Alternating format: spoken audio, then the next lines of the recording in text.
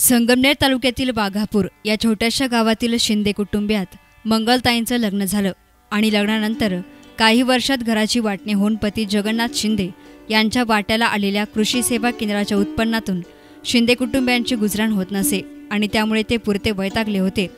अशातच शिंदे कुटुंबियांच्या वाट्याला आलेली शेती ही संगमनेर शिपलापूर रोडवर असल्याने मंगलताईंनी त्यांच्या पतीला आपण एक रोपवाटिका व्यवसाय करू असं सुचवलं आणि त्यानंतर जगन्नाथ शिंदे यांनी पैशांची जुळवाजुळव करत सुरुवातीला 10 गुंठ्यांवर छोटीशी रोपवाटिका सुरू केली आणि ते संगमनेरला आपल्या कृषी सेवा केंद्राचा कारभार बघू लागले।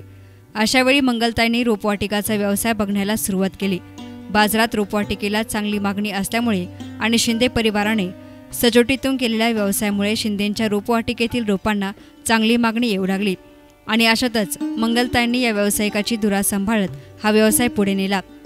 थोडी मेहनत, थोडं नियोजन आणि थोडं मार्गदर्शन या त्रिसूत्रीतून मंगलताईंनी आता 8 एकरातील शेती फुलवली आहे। रोपवाटिकेच्या व्यवसायात मंगलताईंचा सर्व कारभार बघत रोपे लावण्यापासून तर रोपांची विक्री करण्यापर्यंत शेतकऱ्यांशी संवाद साधणे मंगलताई करतात आणि त्यामुळेच आता 10 गुंठ्यांमधील शेडनेटचं आता 1 एकराच्या पॉली हाऊसमध्ये रूपांतर झालं।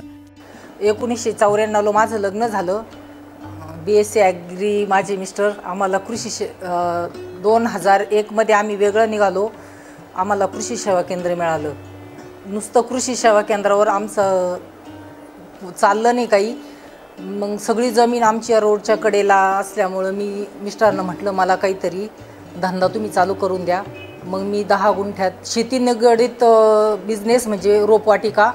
मग मी त्यांना सांगितलं मला रोपवाटिका चालू करून द्या। 10 गुंठ्यात आम्ही रोपवाटिका चालू केली।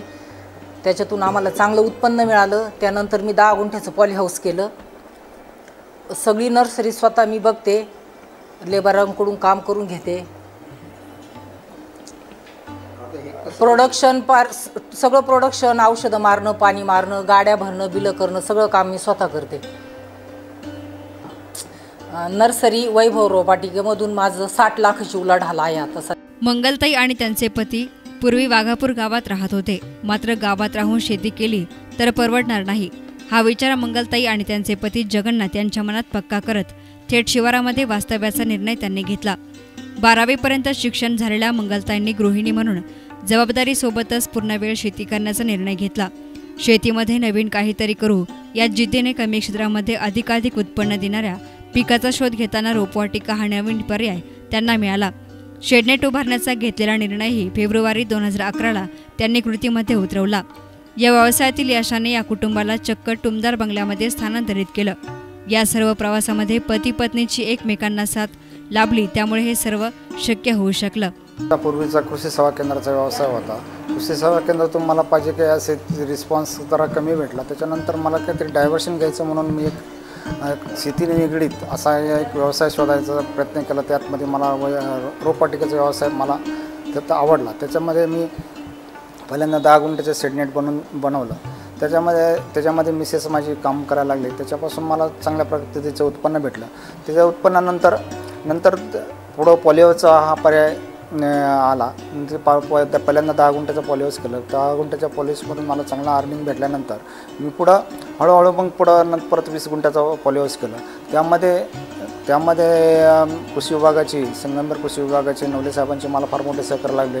त्यांनी मला एक 8 लाख रुपये सबसिडी पण मिळवून दिले आणि त्याच्यामुळे माझ्या व्यवसायाला अजूनच वृद्धी निर्माण झाली आणि त्या वृद्धीतून आता आज मी माझ्याकडे जवळजवळ 15 ते 16 लाख एट अ टाईम रोपं बसतील एवढी मोठी कपॅसिटी आहे आणि त्यामधून चांगल्या पद्धतीच्या वर्षाला टोटली साधारण नर्सरीच्या बिझनेसमधून माझं 60 लाखाचं उलाढाल होती आणि चांगल्या पद्धतीचा आज व्यवसाय चालू आहे आणि त्या चांगल्या पद्धतीची सर्व्हिस देऊन लोकांना जास्तीत जास्त कसा फायदा रोपे चांगल्या क्वालिटीचे देतील याचा मी प्रयत्न करत आहे।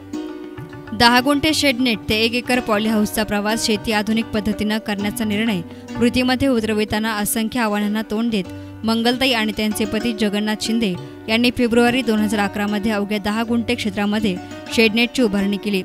10 गुंठ्यामधील याच्यानंतर विस्ताराचा निर्णय घेतला आणि तब्बल 1 एकरावर रोपवाटिकेसाठी सुसज्ज पॉली हाऊस उभे आहे। पॉली हाऊस उभारणी करताना 10 mmचे पाईप वापरण्यात आले। प्रत्येक पोल जमिनीमध्ये खाली 2 फूट गाडण्यात आला। 50% अल्ट्राव्हायोलेट नेट वापरली। अत्यंत सुसज्ज अशा पॉली हाऊसमध्ये व्यवस्थापनही तेवढंच काटेकोर असल्यामुळे रोपांची गुणवत्ता टिकून राहिली। या प्रसंगी तालुका कृषी अधिकारी कारभारी नवले यांनी आपली प्रतिक्रिया व्यक्त केली। मी कारभारी नवले, तालुका कृषी अधिकारी संगमनेर। आज आपण ज्या ठिकाणी उभे आहोत ती वैभव रोपवाटिका। या वैभव रोपवाटिका आपले माझे मित्र जगन्नाथ शिंदे आणि त्यांच्या सुविद्य पत्नी मंगलताई शिंदे ह्या दोघं मिळून ही रोपवाटिका चालवतात। आणि ह्या रोपवाटिकेचं वैशिष्ट्य म्हणजे इथे शेतकरी येऊन चांगल्या दर्जाची रोपं इथून घेऊन जातात आणि यातनं त्यांनाही एक उत्पन्नाचं साधन झालं आहे आणि शेतकऱ्यांनासुद्धा एक रोपाची सेवा या ठिकाणी मिळते। दर्जेदार रोपे त्यांना मिळतात आणि त्यातून त्यांनाही नफा मिळतो। त्याचबरोबर त्यांचं या 20 गुंठ्याच्या पॉली हाऊससाठी कृषी विभागाकडून आपण त्यांना मदत केलेली आहे। त्याचबरोबर त्यांचं आता 1 एकरावर ते पॉली हाऊस आहे आणि त्या पॉली हाऊसमध्ये टोमॅटोची रोपं, फ्लावरची रोपं, वांग्याची रोपं, मिरचीची रोपं आणि आता त्यांनी नवीनच बिझनेस सुरू केला आहे की जे त्या रोपांसाठी ट्रे बनवावे लागतात। ती ट्रे बनवायचं सुद्धा मशीन त्यांनी स्वतः घेतलं आहे आणि स्वतःच ते ट्रे बनवतात आणि त्यासाठी लागणारा जो मीडिया कोकोपीट ते फक्त बाहेरून आणतात आणि बाकीचं सगळं व्यवस्थापन ते या रोपवाटिकेचं या ठिकाणी करतात। या उपक्रमाला आमच्या विभागाच्या वतीनं शुभेच्छा। पॉली हाऊसमध्ये रोपांची लागवड आणि त्याचं नियोजन मंगलताई कसं करतात यावर एक नजर टाकूयात। पॉली हाऊसमध्ये हंगामानुसार बीजारोपण करण्यात येते। जानेवारी महिन्यामध्ये उन्हाळी, मे महिन्यामध्ये पावसाळी तर ऑक्टोबर महिन्यामध्ये हिवाळी हंगाम असतो। यानुसार बीज रोपण केलं जातं। 20 ते 25 दिवसामध्ये रोप लागवड योग्य तयार होते। शेतकरी ग्राहकांनी नोंदवलेल्या मागणीनुसार रोपांची विक्री करण्यात येते। प्रथम मागणी नोंदवलेल्या शेतकऱ्यांना प्रथम रोपं देण्यात येतात। मंगलताईंच्या या भाजीपाला रोपवाटिकेतून 15पेक्षा अधिक गरजूंना वर्षभर रोजगार मिळाला आहे। एका महिलेने आपल्याच कुटुंबियांचं नाही तर इतर कुटुंबियांचं आर्थिक स्तर उंचावण्यासाठीचा अवघ्या 6 वर्षांचा प्रवास नक्कीच थक्क करणारा आणि इतर महिलांना प्रेरणादायी असाच आहे। न्यूज रिपोर्टर नितीन शेळके, एस9 मीडिया, संगमनेर।